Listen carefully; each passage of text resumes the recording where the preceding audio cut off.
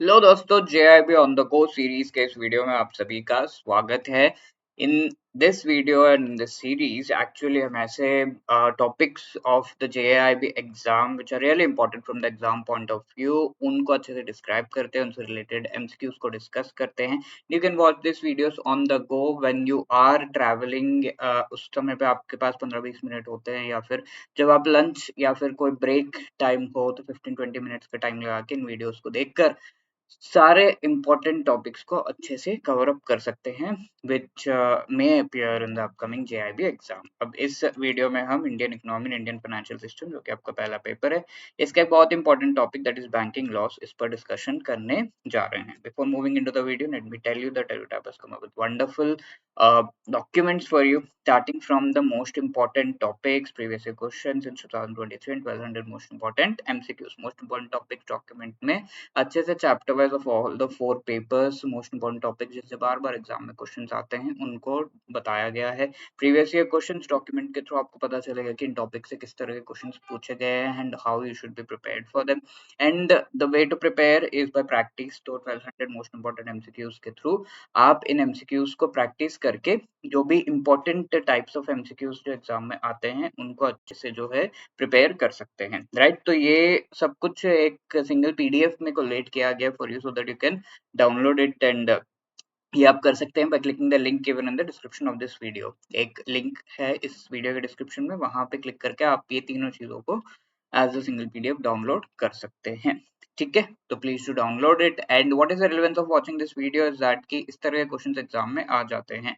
तो आज हम बैंकिंग लॉस के बारे में डिस्कस करने वाले हैं कि इससे किस तरह का क्वेश्चन एग्जाम में आता है, क्या है, तो सारा कुछ हम देखेंगे। तो you can see as per section 4 of RBI act, paid up capital of bank, यानी कि आरबीआई का पेड अप कैपिटल कितना था इस एक्ट के हिसाब से, ठीक है। तो initially have to tell 2 crore, 5 crore, 10 crore, 15 crore, ठीक है। तो इस तरह क्वेश्चन आंसर करने के लिए should know the basics. So let us go deep into the basics. तो what are the most important legislations? Reserve Bank of India Act, सबसे पहले आरबीआई आया, ठीक है। It came up in 1935। इससे पहले सोचा गया था कि actually there is need for a central bank, and privately जो है इस बैंक को एस्टैब्लिश किया गया था 1935 में। इसे नेशनलाइज किया गया 1949 लेटर ऑन, ठीक है, 1948-49 में।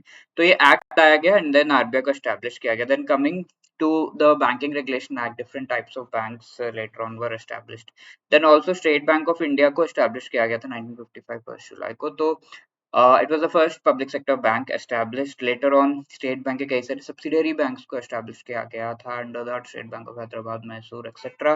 Then Deposit Insurance and Credit Guarantee Corporation Act of 1961, जिसके through DICGC को establish किया गया, which provide deposit with respect to whatever money you are depositing in the banks today, ठीक है। तो आप जब भी एक अकाउंट के अंदर थोड़ा पैसा डालते हैं तो आपका एक इंश्योरेंस खुल जाता है, in case the bank is enable to return that money on its own.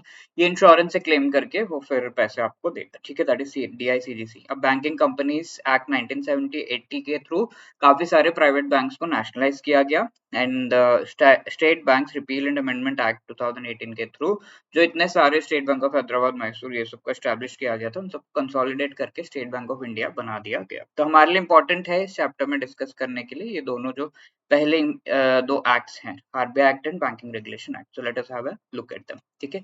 RBI act की बात करें तो इसमें इंपॉर्टेंट सेक्शंस हम यहाँ पे देख रहे हैं। First of all, it why was it incorporated, या सेक्शन 3 में दिया हुआ कि to take over the management of the currency. In fact RBI is the sole note issuing authority in India, ठीक है। नोट अगर कोई इशू कर सकता है इंडिया में जो करेंसी नोट्स है, तो उसकी बात करो तो वो दैट इज ओनली आरबीआई। पहले only central government and the imperial bank करके था, तो दे कुड इशू, तो वो ट्रांसफर किया गया है दायित्व, ठीक है, responsibility. And RBI as a body corporate, यानी कि it is established as per the act, ठीक है। आरबीआई एक्ट के हिसाब से एस्टैब्लिश किया गया। इसका एक प्रॉपर सील है, इसका एक प्रॉपर लोगो, एम्बलम, सब कुछ है, ठीक है। सेक्शन 3 में ये सब दिया हुआ है। अब सेक्शन 4 में दिया हुआ है कि 5 करोड़ रुपए इनिशियली रिक्वायर्ड थे so that RBI could be established. That is the paid up capital of Reserve Bank of India, 5 crore rupees. So this is the answer for the question that we were checking out starting में। अब इसके अलावा section 7-8 में काफी important चीज है as far as the management structure of RBI is concern. उससे दिया हुआ है कि एक सेंट्रल बोर्ड ऑफ डायरेक्टर्स होता है, सेक्शन 7 में दिया हुआ है कौन कौन होते हैं इसमें। डायरेक्शंस देता है रिजर्व बैंक ऑफ इंडिया के गवर्नर को government of India gives direction से कैसे कैसे क्या करना है, तो उसके हिसाब से central board of directors and RBI governor मिलके ये चीज करते हैं। तो मेन तो सेंट्रल बोर्ड ऑफ डायरेक्टर्स में द आरबीआई गवर्नर है, उनके अंडर डिप्यूटी गवर्नर्स हैं, ठीक है, मैक्सिमम 4 होने चाहिए, और ये सारे गवर्नमेंट ऑफ इंडिया के द्वारा अपॉइंटेड होते हैं डिप्यूटी गवर्नर्स। कई सारे डायरेक्टर्स हैं जो गवर्नमेंट ऑफ इंडिया नॉमिनेट करता है, जिसमें से 4 डायरेक्टर्स लोकल बोर्ड से। तो आरबीआई के 4 जो डायरेक्शंस है, N E W S we can say, north, east, west, south, ठीक है। तो ये चारों 4 पार्ट्स में डिफरेंट रीजन्स डिवाइडेड हैं, and each regions of India divided हैं, एंड ईच जो रीजन है वी कैन से, वहां पर एक लोकल बोर्ड एस्टैब्लिश्ड है, सो दैट लोकली वो एक्टिविटीज कर सके, ठीक है। तो 4 लोकल बोर्ड्स हो गए 4 डायरेक्शंस में। तो 4 लोकल बोर्ड्स में से एक एक पर्सन को चुना जाता है जो कि आरबीआई के सेंट्रल बोर्ड ऑफ डायरेक्टर्स का पार्ट बनेगा। So these are the 4 directors, और इनसे रिलेटेड सेक्शन 9 में दिया हुआ है जो हम आगे देखेंगे। 10 डायरेक्टर्स है डिफरेंट फील्ड्स में 4 साल के लिए अपॉइंट किए जाते हैं government of India. 2 government official जो ऑलरेडी गवर्नमेंट ऑफ इंडिया में वर्क कर रहे हैं, यहाँ पर फिर उन्हें नॉमिनेट किया जाता है सेक्शन 8 के तहत, ये दिया हुआ। कौन से government governor and deputy governor full time members हैं, एंड ये मोस्टली 5 इयर्स के लिए, मैक्सिमम 5 इयर्स के टेन्योर के लिए अपॉइंट किए जाते हैं। गवर्नमेंट ऑफ इंडिया चाहता है तो इनको फिर वो पोस्ट से जल्दी भी हटा सकता है, कई गवर्नर्स को हटाया भी है गवर्नमेंट ऑफ इंडिया ने, ठीक है, इस तरह से। तो अब हम सेक्शन 9 में देखें तो लोकल बोर्ड्स के बारे में दिया हुआ है। 4 डायरेक्शंस में मैंने कहा, नॉर्थ, ईस्ट, वेस्ट, साउथ, तो वहां पर 4 लोकल बोर्ड्स हैं। तो ये लोकल बोर्ड्स का किस तरीके का जो है सेटअप है, 4 जियोग्राफिकल टेरिटरीज के बारे में शेड्यूल 1 ऑफ आरबीआई एक्ट में दिया हुआ है। तो एक्ट में 2 चीजें होती है, एक तो प्रोविजंस होते हैं, दूसरा शेड्यूल होता है। Schedules are like list. पहले शेड्यूल में 4 जियोग्राफिकल रीजन्स एंड कौन से रीजन, लाइक नॉर्थ रीजन में कौन कौन से स्टेट्स एरियाज आते हैं, वो पूरा लिस्टिंग दिया हुआ है इंडिया का। एंड सेकंड शेड्यूल में सारे बैंक्स का नाम दिया हुआ है जिनको शेड्यूल्ड बैंक्स कहा जाता है, ठीक है, that is also important.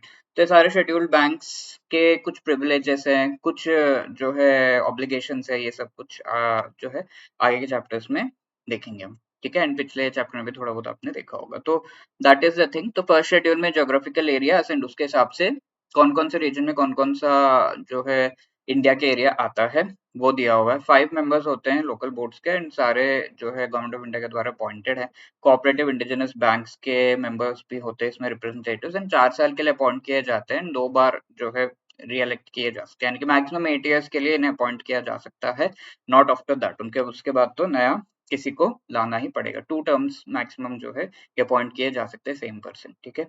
And coming to next one, 11 जो सेक्शन है उसमें गवर्नमेंट ऑफ इंडिया कभी भी गवर्नर, डिप्यूटी गवर्नर और लोकल बोर्ड का जो मेंबर है उनको चुन सकता है और उनको रिमूव कर सकता है, ये चीज दिया हुआ है। सेंट्रल बोर्ड ऑफ डायरेक्टर्स का मीटिंग कितना बार होना चाहिए, ठीक है, do not mix this up with the number of meetings of the monetary policy of RBI, उससे मिक्सअप मत करिएगा। सेंट्रल बोर्ड अलग है, जो आरबीआई के अंदर खाली सेंट्रल बोर्ड है ना, हेड जो होते हैं उनका 6 बार ईयरली होना चाहिए। ऐसा नहीं है कि सारे 6 बार आप जनवरी में ही कर लो, पर क्वार्टर एटलीस्ट 1 होना चाहिए, ठीक है। 4 क्वार्टर्स हैं, first quarter, second, third, fourth, 4 quarters में एक एक मीटिंग एटलीस्ट, एंड बाकी 2 कभी भी कर लो, ऐसा।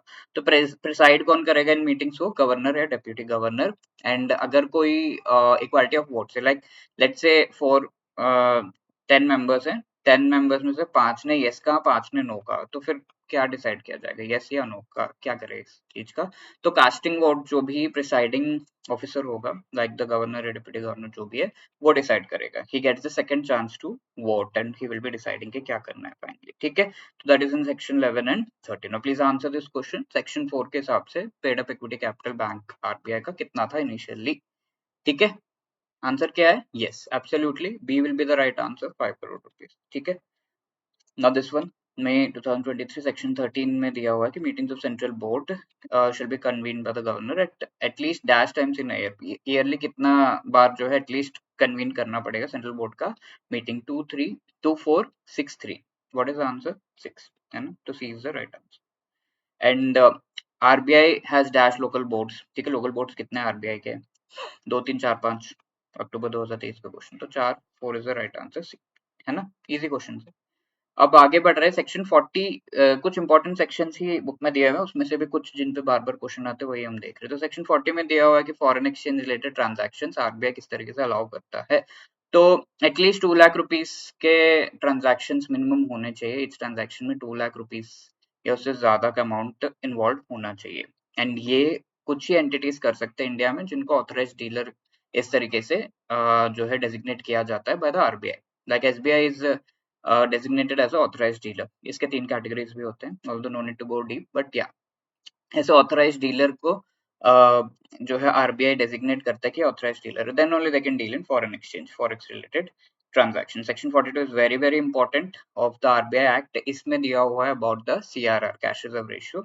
जो भी शेड्यूल्ड बैंक्स हैं, मैंने आपको बताया था ना, जो सेकंड शेड्यूल में जिस भी बैंक का नाम लिखा होगा ऑफ द आरबीआई एक्ट, ये सबको सीआरआर मेंटेन करना है। आरबीआई के पास थोड़ा सा कैश में पैसा जो है मेंटेन करेंगे, रिजर्व कहा जाता है इसे, जो कि कभी कभी भी कुछ दिक्कत आएगा तो उस टाइम पे यूटिलाइज किया जा सकता है।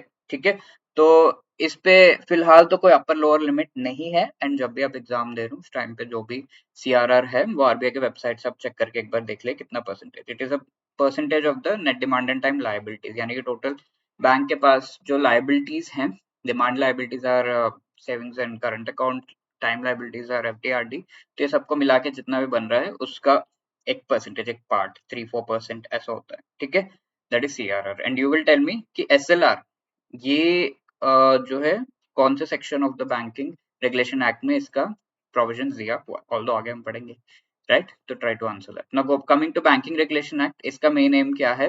ये बैंक्स को रेगुलेट करने, क्योंकि पहले कंपनीज एक्ट के तहत ही बैंक्स को एस्टेब्लिश किया जाता था, तो उसमें बैंक्स काफी अलग है कंपनी से, तो there is was requirement of a separate act for it. तो yes, we came up with this banking regulation act, right?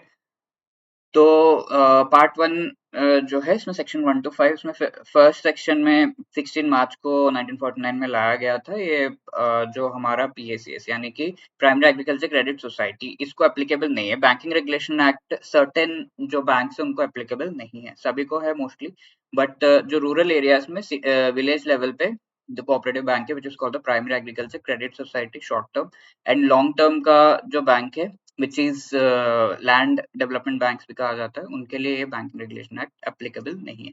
अब सेक्शन 5 में कुछ चीजें दी हुई हैं। पहला डेफिनेशन ऑफ बैंकिंग दिया हुआ है कि क्या होता है डिपॉजिट एक्सेप्ट करना, जनरल है कि डिपॉजिट एक्सेप्ट करो, लोन्स दो, दिस इज कॉल्ड बैंकिंग। अब जो भी company as per banking regulation established and banking कर रही है उसे बैंकिंग कंपनी कहा जाएगा एज पर सेक्शन 5C।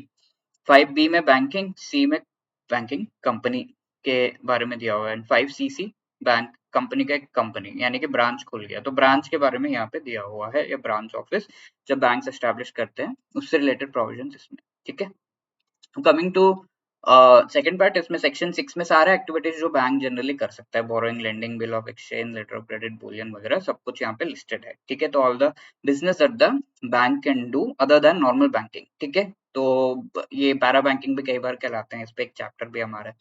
तो yes, all of these are listed here. Apart from the section 10 में आप देखेंगे कि बैंक को कौन मैनेज करेगी, इससे रिलेटेड दिया हुआ है। एक मैनेजिंग एजेंट के द्वारा इसे नहीं मैनेज किया जाना चाहिए। ऐसा कोई व्यक्ति जो इंसॉल्वेंट यानी कि जो एकदम बैंकरप्ट है वो नहीं होना चाहिए। डायरेक्टर होना चाहिए बैंक का। बोर्ड ऑफ डायरेक्टर्स जो होते हैं उसमें ग्रेटर देन और इक्वल टू 51 जो मेंबर्स हैं उनके रिप्रेजेंटेटिव्स उसमें होने चाहिए। एंड ऐसा नहीं होना चाहिए, सेक्शन 16 में दिया हुआ है कि कोई कॉमन डायरेक्टर हो, यानी कि आईसीआईसीआई एसबीआई का डायरेक्टर जो है सेम है, तो ऐसा नहीं होना चाहिए। One of the directors chairman बनेगा। ठीक है, तो ये है। And apart from that section 11 and 12 are given here कि कैपिटल एंड रिजर्व्स जो है बैंक्स मेंटेन करेंगे। Paid up capital 5 lakh rupees at least initially उनके पास होने चाहिए so that a bank can be established. ठीक है, तो ये क्राइटेरिया इसमें, ऑल्दो अभी का क्राइटेरिया डिफरेंट बैंक्स के लिए डिफरेंट है, करोड़ों में है, बट एक्ट में दिया हुआ है 5 लाख रुपए मिनिमम। और ये 3 तरह के कैपिटल में डिवाइड किया गया है कि ऑथराइज्ड कैपिटल यानी कि कितना कैपिटल पैसा जो है मार्केट से उठा सकता है कोई बैंक अगर है तो, वो दिया हुआ है। अब इसमें से एटलीस्ट 50% जो है वो सब्सक्राइब्ड होना चाहिए, यानी कि लोगों ने कहा कि हाँ we will give you the money. And इसमें से एटलीस्ट 50% ऐसा होना चाहिए जो पेड अप होना चाहिए, यानी कि ऑलरेडी पे कर दिया हो। ठीक है, तो ऐसा तीनों का डेफिनेशन दिया हुआ है। ठीक है, एंड शेयर होल्डर का जो वोटिंग राइट्स है 10% या उससे कम ही होना चाहिए, जो भी शेयर होल्डर है, नॉट मोर देन दैट। ठीक है, आरबीआई इस परसेंटेज को इंक्रीज कर सकता है लेटर ऑन, ये दिया हुआ है। तो ये आपके लिए होमवर्क क्वेश्चन है, which among the following official is not a member of the central board of RBI, directors of RBI, RBI governor, deputy governor, executive governor, central government nominee. Please let me know the answer in the comment section. This is as part of whatever we have discussed. और ये पिछले session में question पूछा गया था, which among the following is not one of the components of calculation of GDP by income approach. Compensation to employees is the salary जो employee को मिल रहा है, तो वो एम्प्लॉय का इनकम है, तो इनकम अप्रोच में ये इनकम तो ऐड होगा, प्रॉपर्टी इनकम भी ऐड होगा, प्रोडक्शन टैक्स, डेप्रिसिएशन कैपिटल में ये सब गवर्नमेंट का इनकम है, तो ये भी ऐड होगा। क्या नहीं ऐड होगा? गवर्नमेंट कंजम्पशन, यानी कि एक्सपेंडिचर है ना, consumption is expenditure, consuming something तो इट विल स्पेंड समथिंग, तो ये इनकम में ऐड नहीं होगा, एक्सपेंडिचर अप्रोच में ऐड होगा कैलकुलेशन ऑफ जीडीपी। तो D is the right answer here, October 2023 का ये question. And apart from this, importantly these courses help you structured करने के लिए, and we have wonderful courses starting from the live crash course, जिसमें live classes के through most important topics आपको पढ़ाए जाते हैं, chapter wise MCQs, full length mock test and solve previous year questions, ठीक है, ईच एंड एवरी चैप्टर के note सब कुछ अवेलेबल है, so that you can practice really well. And if you like कि कॉम्प्रिहेंसिवली मुझे प्रिपेयर करना है, then you can go for our master course, जिसमें ईच एंड एवरी चैप्टर को अच्छे से जो है शॉर्ट रिकॉर्डेड वीडियोस के थ्रू एक्सप्लेन किया गया है सारे टॉपिक्स को। तो you can go through this 15-20 minutes के वीडियोस अपने ब्रेक टाइम, जब आप ट्रैवल कर रहे हो, इस टाइम को यूटिलाइज करके आप ये शॉर्ट वीडियोस को देख के इजीली क्विकली जो है सिलेबस कंप्लीट कर सकते हैं। And chapter wise MCQs, full length mock test, each and every component में आपको जो है प्रीवियस ईयर क्वेश्चन सब कुछ प्रोवाइड किया जा रहा है। एंड एग्जाम से पहले आपको रिविजन का भी कोई टेंशन नहीं लेना, लाइव क्लासेस के थ्रू मोस्ट इंपोर्टेंट टॉपिक्स आपको पढ़ाए जा रहे हैं। तो ये चारों कंपोनेंट्स का हो गया। If you want for individual component, that is also available, right. इसके अलावा आप ये सोच रहे कि नहीं मैं प्रिपेयर तो अपने से कर लूंगा, पहले मैंने किया हुआ है, जस्ट नीड द टेस्ट, तो टेस्ट सीरीज आप ऑप्ट कर सकते हैं, इसमें chapter wise test, full and mock test, all previous question सब कुछ है। बढ़िया डिस्काउंट्स भी है, use this discount code, coupon code to get the discount. And if you are like कि मुझे थोड़े सैंपल्स दिखा दो बिफोर आई कैन एनरोल, तो you can go for a 3 hour trial code, जिसमें सभी चीजों के सैंपल भी हैं। So wishing you all the best. If you have any other query, call us on this number or drop a mail at hello@edutech.co.in.